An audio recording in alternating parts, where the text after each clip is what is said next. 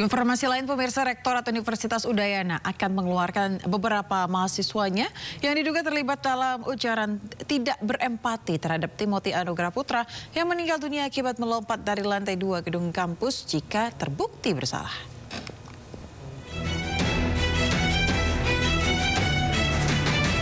Pasca viralnya tangkapan layar chat grup di media sosial yang berisi ujaran tidak berempati yang dilakukan sejumlah mahasiswa Fakultas Ilmu Sosial Politik Universitas Udayana pasca meninggalnya Timothy Anugrah Putra, ditanggapi tegas pihak Rektorat Universitas Udayana.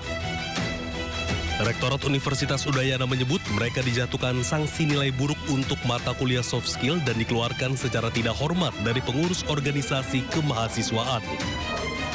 Bahkan sanksi tegas berupa dikeluarkan dari universitas akan dilakukan jika terbukti bersalah. Tangkapan layar atau itu adalah asumsi ya. Jadi ada asumsi bahwa setelah meninggal saja dibully, apalagi sebelumnya. Tentu kita tidak bisa mengkonfirmasi ini sebelum ada penyelidikan lebih lanjut, Pak. Fakultas telah memanggil pelaku pemberian ucapan nilai empati tersebut dan merekomendasikan untuk memberikan nilai tidak baik bagi kemampuan soft skill. Tapi sekali lagi itu adalah bukan sanksi akhir. Sanksi nanti akan ditetapkan oleh rektor atas rekomendasi Satgas PPKPT.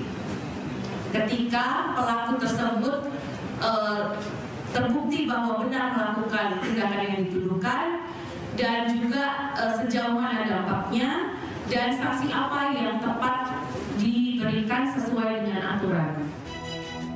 Sementara terhadap 2 mahasiswa kedokteran yang masih berstatus koas di Rumah Sakit Prof. Ngurah Denpasar yang turut dalam ujaran nirempati tersebut sedang dilakukan komunikasi antara pihak Dekan Fakultas Kedokteran dan Rumah Sakit Prof. Ngurah Denpasar untuk langkah yang akan diambil. Dari Denpasar, Bali, Indira Ari, iNews melaporkan. Pemirsa, 19 saksi diperiksa polisi terkait dugaan perundungan dalam kematian Timothy, mahasiswa Udayana yang jatuh dari lantai 4 gedung kampusnya. Ya, CCTV di lantai 4 korban terakhir terlihat ternyata tidak rusak dan diharapkan bisa mengungkap misteri kematian Timothy. Bekerja setiap hari membuat hati murung. Namaku Timothy, asalku dari Bandung. Senang berkenalan teman-teman. Misteri kematian mahasiswa Timothy Anugrah Putra, mahasiswa semester 7 Fakultas Ilmu Sosial Politik Universitas Udayana, masih terus diselidiki pihak kepolisian. Sebanyak 19 orang saksi telah dimintai keterangan dari pihak kampus, ayah hingga sahabat korban. Terkait dugaan perundungan menjadi penyebab korban bunuh diri masih terus diselidiki. Namun dari keterangan sejumlah saksi termasuk sahabat korban, tidak pernah mengetahui Timothy menjadi korban perundungan karena korban termasuk anak yang pintar dan disegani kawan sangkatannya. Pembuktian apakah ada mungkin unsur perundungan atau pembulian terhadap korban sehingga mengakibatkan korban bunuh diri. Nah, itu masih dalam proses penyelidikan dari kami. Terkait bukti CCTV di lantai 4 lokasi korban diduga melompat, dari keterangan pihak polisi, CCTV tersebut tidak berfungsi sejak tahun 2023. Namun pihak kampus Universitas Udayana membantah kamera pengawas di lokasi rusak dan menyatakan CCTV di gedung fisik berfungsi, namun ada lokasi blind spot saat peristiwa terjadi.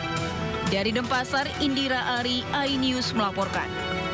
Kita beralih ke informasi berikutnya, pemirsa. Kasus pembunuhan kacap Bank BUMN M. Ilham Pradipta memasuki babak baru.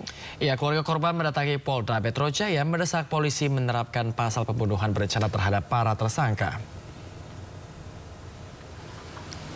Didampingi kuasa hukumnya, Boyamin Saiman, keluarga korban datang untuk menyampaikan pihaknya tidak bisa menerima jika peristiwa ini hanya dianggap sebagai penculikan yang berakhir fatal. Keluarga korban juga menyampaikan bukti kuat yang menunjukkan adanya perencanaan untuk menghabiskan nyawa korban. Alhamdulillah karena keadilan lebih ditegakkan. Kita semua ini tadi ketemu Pak Wadir, Pak Putu Kolis, diterima dengan baik. Namun waktunya memang tidak bisa berlama-lama karena beliau harus mendampingi Pak Kapolda acara di Kementerian Hukum HAM gitu. Tapi nggak apa-apa, semua aspirasi sudah nyampe dan dijawab beliau menyampaikan penerapan pasal pembunuhan itu sudah disepakati bersama jaksa penuntut umum dalam gelar ekspos minggu kemarin, nggak tahu harinya apa gitu. Jadi kami dikabari tadi bahwa atas peristiwa ini kemudian akan diterapkan pasal pembunuhan. Nah, teknisnya apakah pembunuhan berencana atau pembunuhan biasa itu yang akan dibicarakan lebih lanjut antara penyidik dan penuntut umum. Jadi ya kabar gembira di atas kabar sungkawa. Tapi sebenarnya harusnya di awal ini ya memang pembunuhan. Pelaku utama turut serta atau yang membantu. Tapi bisa aja yang misalnya hanya mengambil itu terus tidak tahu menahu tentang pembunuhan, bisa aja dia menculik aja gitu. Ya bisa aja. Menjadi 9 klaster. Dari tadi 7-nya kalau tidak salah 6 itu atau 5 gitu, menjadi ini disepakati dengan JPU akan menjadi 9 klaster.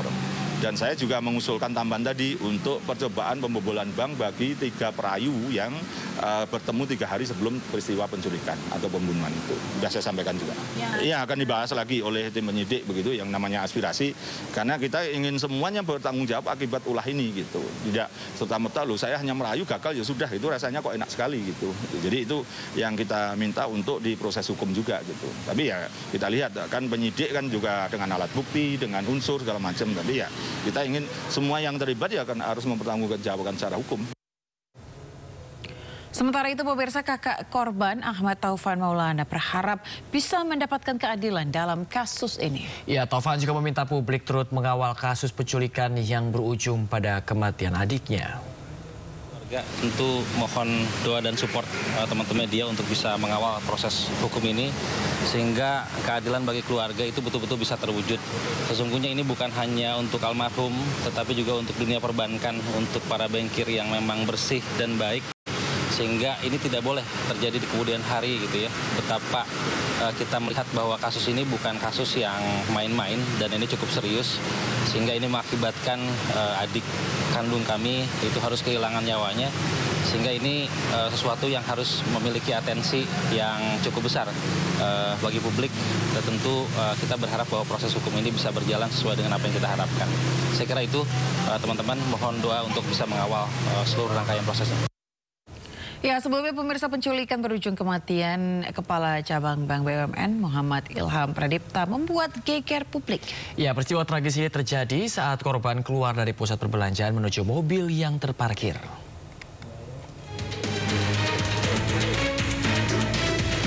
Penculikan berujung kematian Kepala Cabang Bank BUMN Muhammad Ilham Pradipta membuat geger publik. Peristiwa tragis ini terjadi saat korban keluar dari pusat perbelanjaan menuju mobil yang terparkir Rabu 20 Agustus 2025. Korban MIP keluar dari sebuah gedung pusat perbelanjaan di Pasar Rebo, Jakarta Timur.